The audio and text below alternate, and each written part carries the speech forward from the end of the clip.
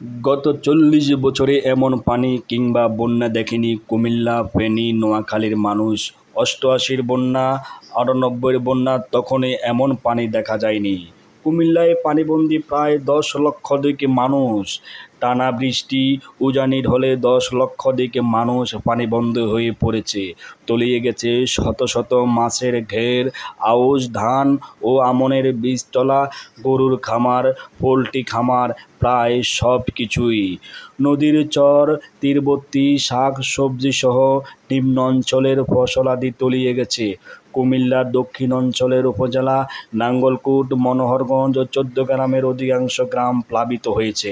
আদর্শ সদর, লাকসাম, বুড়িচিং, বরুড়া, দেবিদ্বার, মুরাদনগর ও দাউদকান্দির নিম্ন অঞ্চল প্লাবিত হওয়ায় নিদারুণ কষ্টের মধ্যে পড়েছেন ওইসব এলাকার মানুষ। বাংলাদেশের আগুয়া ভারতের ত্রিপুরাসহ আরও বেশ কয়েকটি রাজ্য বন্যা হচ্ছে। ত্রিপুরার ডাম্বুর লেক এলাকায় গোমতীর উৎসব মুখের গেট খুলে যাওয়ায় খবর পেয়েছি। ভারত থেকে নেমে আসা উজানি ঢলে নিম্ন অঞ্চল প্লাবিত হতে পারে। এদিকে ডাকাতিয়া নদীর তীরবর্তী ১৪ গ্রামের গুণবতী ইউনিয়নের পরিকুট, ফুলেরনাউড়ি, সুরিকরা, আকিরতলা, আগডিয়া, চাপালিয়াপাড়া, দক্ষিণ শ্রীপুর, বোদরা, খাটোরা, দশবাহা, ফুলেরনাউড়ি, সুরিকরা, আকিরতলা এবং সাতবাড়িয়া ইউনিয়নের সাতবাড়িয়া, তব্বন, নাইয়ারা, আলিয়ারা, শাহজাহানপুর ও চকুরি গ্রামে ডুবে যাওয়ার আশঙ্কা।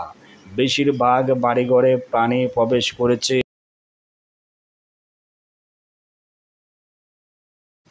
এলাকাগুলো থেকে বিচ্ছিন্ন খবর পাচ্ছি।